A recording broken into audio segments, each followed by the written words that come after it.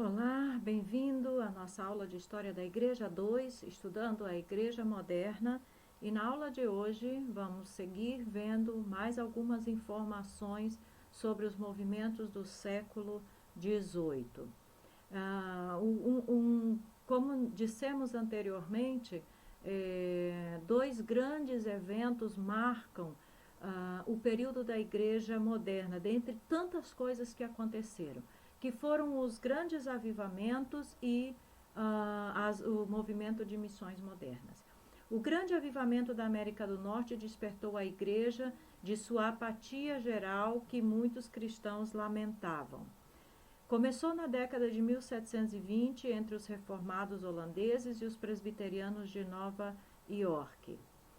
Na Nova Inglaterra, ele começou com Jonathan Edwards, um pastor congregacional e teólogo extraordinário, em 1734 em Northampton, Massachusetts, quando ele pregou uma série sobre a justificação pela fé. Muitas pessoas começaram a mostrar evidência de conversão genuína e o movimento do Espírito se espalhou para outras denominações. Então, relembrando, o primeiro grande avivamento da história aconteceu na Inglaterra a partir do trabalho de John e Carlos Wesley.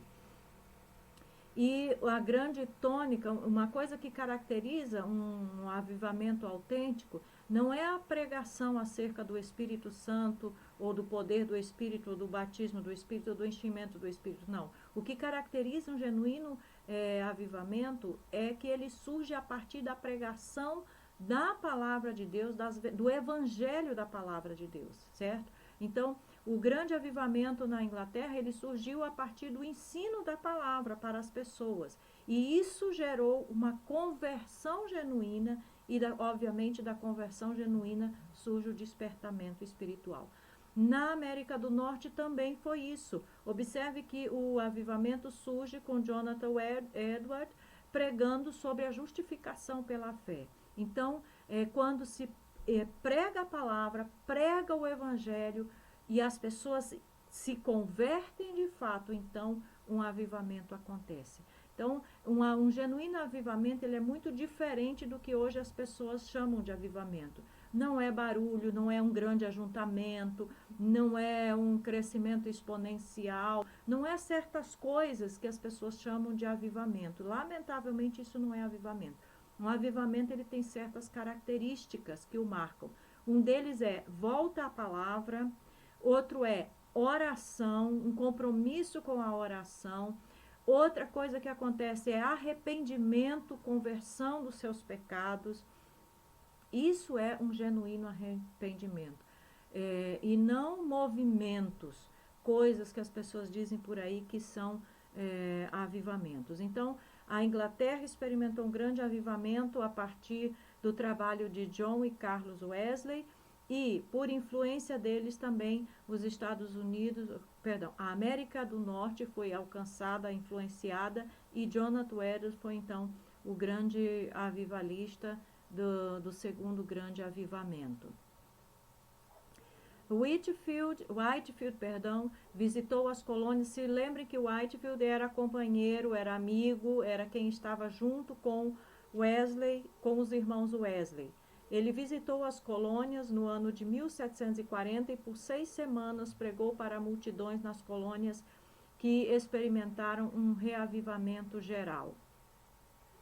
Muitos ministros acordaram e, por sua vez, incentivaram a renovação espiritual nas igrejas, embora alguns se opusessem ao reavivamento e vários partidos apareceram nas denominações. Curiosamente, o reavivamento uniu cristãos de diferentes denominações e, ao mesmo tempo, dividiu cristãos dentro das próprias denominações. Muita atividade missionária surgiu do grande avivamento, mas o foco era menos nas igrejas do que nas organizações para-eclesiásticas. Essa é outra grande evidência de quando há um avivamento genuíno. Além de volta à palavra, oração, santificação, confissão de pecados e abandono do pecado, a igreja começa a produzir o fruto e fazer o trabalho que ela realmente deve fazer, que é ir por todo mundo e pregar o evangelho a toda criatura. Então, quando há avivamento, de fato, há uma atividade missionária efetiva. E nós percebemos que nesses movimentos que existem atualmente por aí, que chamam de avivamento, a atividade missionária não está presente. A volta à palavra, a oração e tantas outras coisas que caracterizam um genuíno avivamento não estão presentes. Vamos agora ver algumas coisas já concernentes ao século XIX. O romanticismo não é o romanismo, nós estamos tratando do movimento católico romano, estamos falando do movimento romântico, que foi um movimento da literatura, das artes, etc. Então, o romanticismo foi popular durante a primeira metade do século e foi caracterizado por uma ênfase em sentimentos, fé, individualismo e comunhão com a natureza que era considerada divina. Obviamente que esse movimento também influenciou a fé cristã. Foi uma reação contra o racionalismo, influenciou a arte, a música, a poesia, o teatro e a religião. A fé individual, não a ortodoxia, tornou-se importante. A religião sentimental floresceu tanto nas igrejas evangélicas como na católica romana, e floresceu até demais, porque hoje, lamentavelmente, as igrejas dão mais importância, mais valor à experiência individual de uma pessoa do que propriamente o que a Bíblia diz, o que a Bíblia ensina sobre determinados assuntos. Schleiermacher redefiniu a religião como o sentimento de dependência de Deus. Então, esse foi um teólogo que acabou enfatizando e dando espaço para esse movimento dentro do cristianismo. Ainda no século XIX, a escola dominical, então, cresce, se estabelece, cresce e se torna um marco tanto para a evangelização quanto para a obra missionária dentro das igrejas cristãs, bíblicas, certo? Então, se fortaleceu, cresceu, a abolição da escravidão foi realizada na Inglaterra e muitas sociedades bíblicas foram formadas. E o movimento moderno de missões protestantes floresceu, enviando missionários principalmente para a Ásia e a África. Esse movimento iniciou com William Carey em 1761 a 1834, que foi para a Índia em 1793, sob a Sociedade Batista Missionária. Muitas outras agências missionárias denominacionais e interdenominacionais começaram na Grã-Bretanha e em outros países da Europa Ocidental.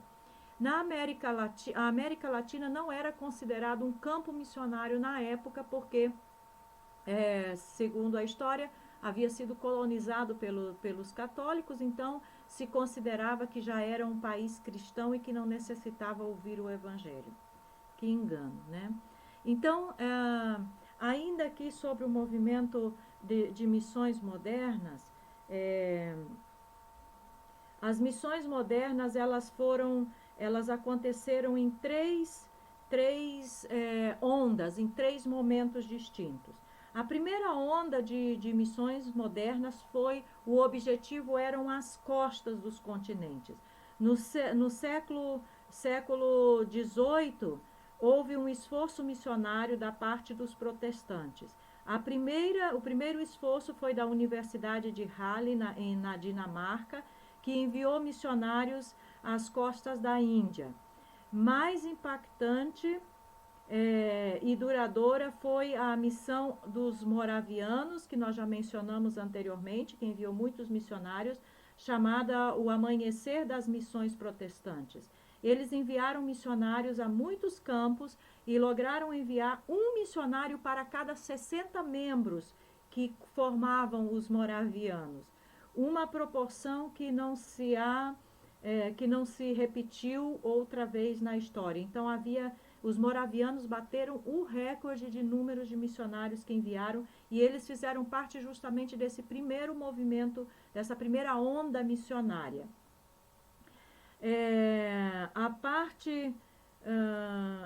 O divisor de águas das missões protestantes foi o inglês Guilherme Carey, que nós já mencionamos, que despertou a igreja e chegou a ser conhecido como o pai das missões modernas. Ele é conhecido como o pai das missões modernas.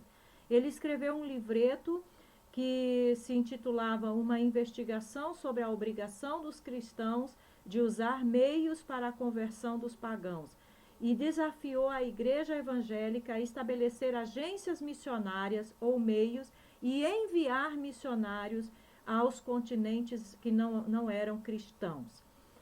A princípio, a resposta a este humilde sapateiro, que era a sua profissão, não foi muito alentador.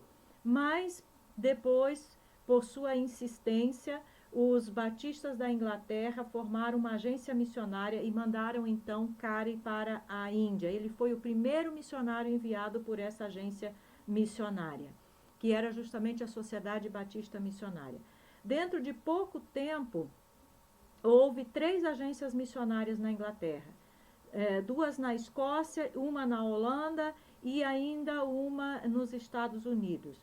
Os 25 anos, em 25 anos de movimento missionário, já haviam 25 agências missionárias. Por fim, se havia estabelecido uma estrutura de apoio para o movimento missionário entre as igrejas evangélicas, baseada na oração e no apoio econômico e nas agências missionárias. A igreja evangélica da Europa dominou essa primeira onda, né? Eram os que mais enviavam missionários e sustentavam a obra missionária, e com muito sacrifício conseguiram estabelecer igrejas nas ilhas do Pacífico, do Caribe e nas costas da África e Ásia. A maioria dos missionários que chegaram à África morreram de malária dentro de poucos anos, e muitos dos seus suplentes que lhe seguiram, daqueles que lhe seguiram, também, como dizia a frase, empacotavam, embalavam as suas coisas, os seus pertences em ataúdes. Foi uma entrega radical e um exemplo de um desafio para nós hoje em dia.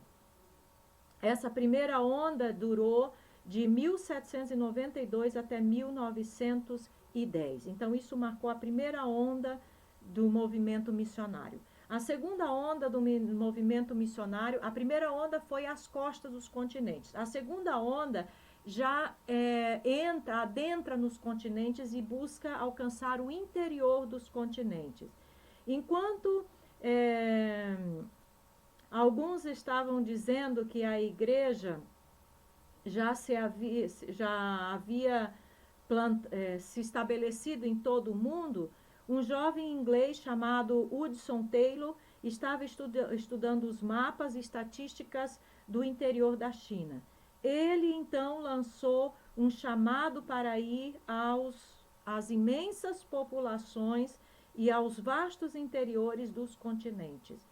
Em meio a muita oposição também, Taylor fundou uma nova agência missionária que é conhecida como Missão para o Interior da China, que em sua larga história mandou mais de 6.000 missionários à China. Inclusive tem uma história maravilhosa que eu sugiro que você veja. Tem um filme que é A Morada da Sexta Felicidade, que conta a história de uma missionária, Gladys, que foi rejeitada pela missão, mas ela foi para a China por esforço próprio, recursos próprios, e ali ela fez um trabalho incrível. Foi o grande diferencial nas missões para o interior da China. Então, sugiro que você leia o livro ou veja o filme que conta a história dessa mulher incrível.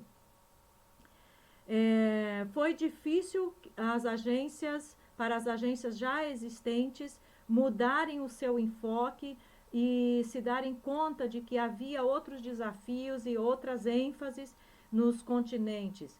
Mas, por fim, formaram 40 agências missionárias novas, cujos nomes refletem essa nova fronteira missionária.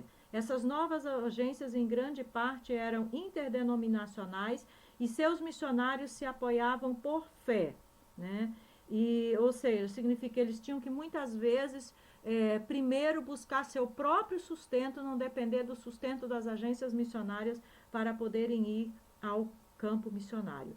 E os Estados Unidos foi que dominaram essa segunda onda, que começou em 1865 e se estendeu até 1980.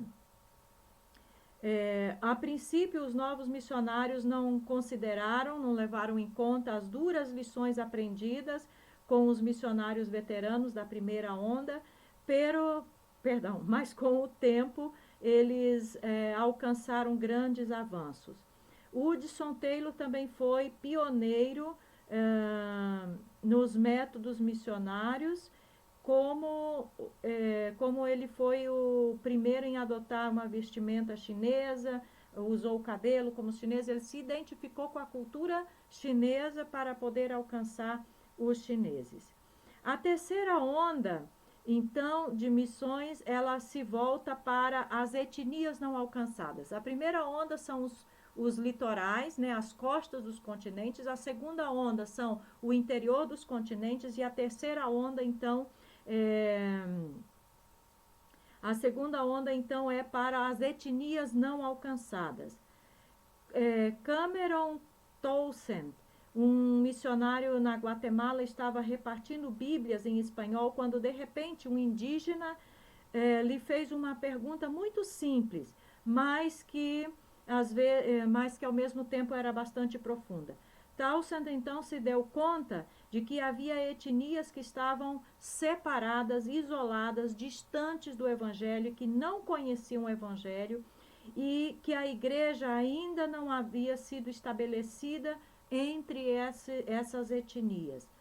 Na Índia também, Donald McGavran observava como as diferentes castas de uma sociedade hindu separavam grandes populações, grandes povoados de pessoas para que não ouvissem, desejando que eles não ouvissem o evangelho e que o evangelho não chegasse a essas pessoas.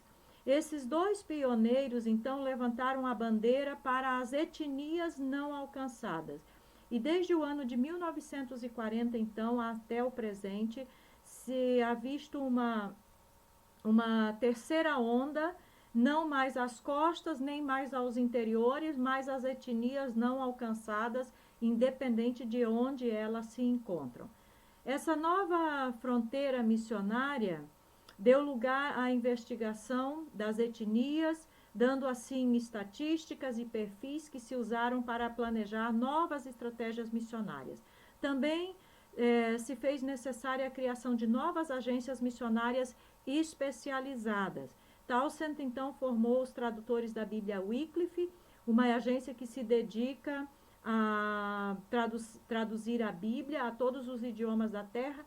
A mesma já produziu tem mais de 4.000 missionários e obreiros, além de outras agências missionárias que surgiram, como a Jocum, Jovens com uma Missão, a Operação Mobilização, a Cruzada Mundial Estudantil e Profissional para Cristo e muitas outras. Então,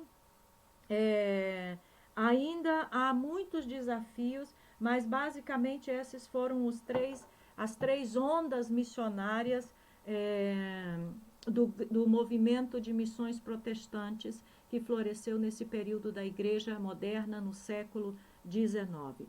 Seguimos tendo muitos desafios ainda nesta área, porque a Igreja, lamentavelmente, a partir do século XX e especificamente nesse século XXI que nós estamos, a Igreja parou, estancou com relação ao trabalho e à obra missionária. Pouca coisa tem sido feita nesse sentido e nós precisamos voltar os nossos olhos novamente para isto. Que o Senhor te abençoe e até a nossa próxima aula.